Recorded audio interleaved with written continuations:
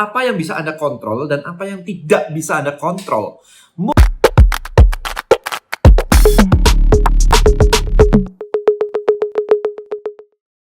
Content Creator Black Book. Buat konten, hasilkan income. Temukan rahasianya di contentcreatorblackbook.com. Alright guys, so ini ada sesuatu yang menarik. Saya lagi melakukan eksperimen di TikTok. Oke. Dan apparently cukup menarik karena apa? View-nya mencapai 1,2 juta. Ya, saya ada beberapa video yang mencapai 1,2 juta ya. Tapi ini cukup menarik sehingga saya pengen berdiskusi pada Anda di sini. Alright, so lihat nih ya. Ini ada sebuah video yang judulnya gendut lo ini ya. Jika Anda six pack, kemudian Anda dikatain gendut lo gitu kan, Anda nggak akan marah karena Anda tahu itu bukan Anda. Oke, Anda tahu itu bukan Anda nggak marah. Tapi ketika Anda dikatain anjing lo gitu, marah nggak Anda? Pertanyaan saya, Anda anjing atau bukan? Kalau bukan, kenapa marah? Apakah di otak Anda memposisikan diri Anda anjing, terus tahu-tahu Anda marah? Ketika Anda six pack. Alright, so Anda lihat ya tadi ya.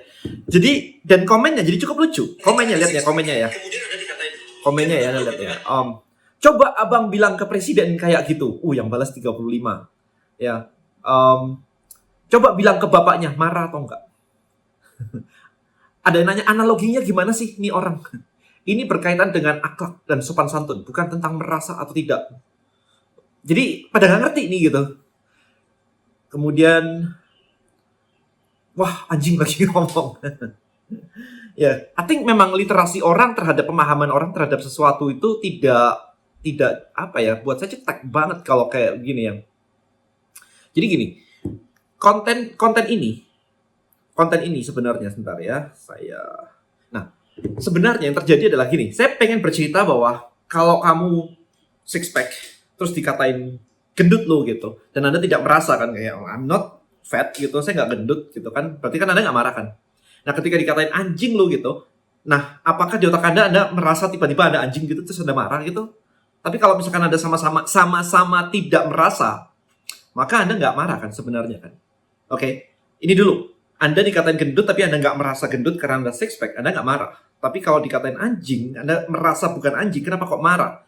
Oke, kan sama-sama bukan. Kalau sama-sama bukan, kenapa marah? Itu maksud saya. Nggak ngomongin tentang sopan santun. By the way, ini lihat ya. Orang di TikTok kayak begini. Ya nggak semuanya sih, tapi banyak orang di komen saya. Mereka literally kayak, kan nggak sopan dan sebagainya. Coba ngomong sama bapak lu. Kita nggak ngomongin sopan santun. Ini ngomongin tentang, lu bukan sesuatu yang dikatakan, kenapa harus emosi? Itu dulu satu. Ya, jadi cukup menarik ya, bahwa orang itu kebanyakan bisa diplesetin kayak begitu. Jadi belok kemana-mana.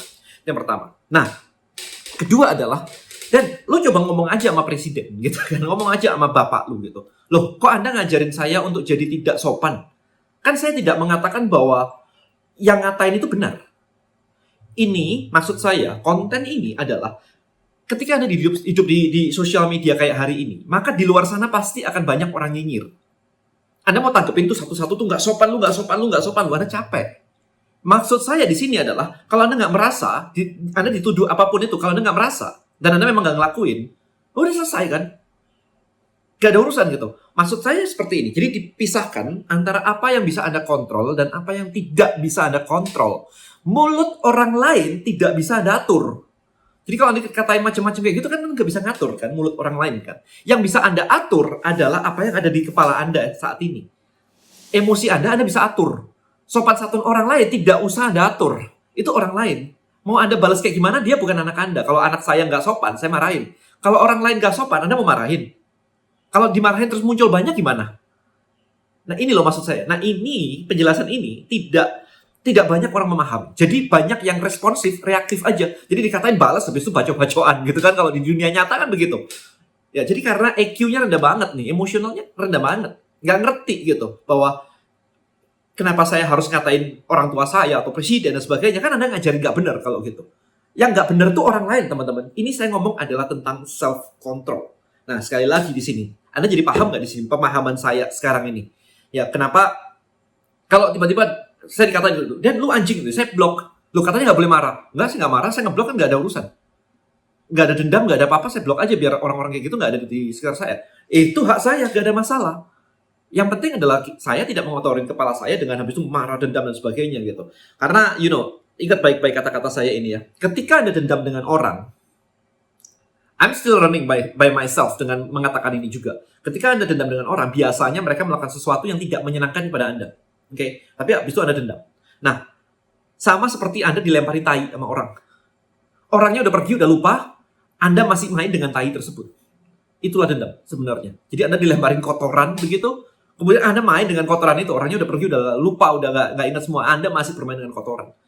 There is hate, kemudian dendam dan sebagainya, itu kayak gitu sih. Jadi saya terus mengingatkan diri saya, kalau misalkan saya ada kayak begitu, memang secara normal human akan punya rasa dendam dan sebagainya, itu normal. Tapi sebisa mungkin Anda mulai menggunakan otak Anda untuk menghilangkan atau mereframing lah ya bahasanya, supaya akhirnya ya itu bisa hilang, mau healing lah, mau apalah dan sebagainya, terserah. Tapi kita balik lagi sekarang ke konteks utama. Konteks utamanya bukan membenarkan orang mengatakan anjing lu, tetapi mengontrol otak kita ketika ada yang nyinyir terhadap kita, apa yang harus kita bayangkan, pikirkan sehingga kita tidak terbawa ke sana. Kalau emosi kita diatur oleh orang lain, wah kan repot ya. Orang lain macam-macam kayak begitu, Anda terombang-ambing ke sana kemari.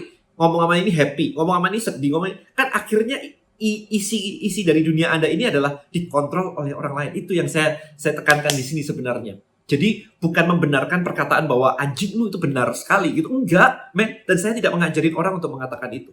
Tapi saya mengajarkan adalah supaya Anda punya self control. Kalau Anda dikatain orang dan Anda tidak merasa, kenapa Anda harus respon? That's it. Thank you so much. See you next video. Bye-bye.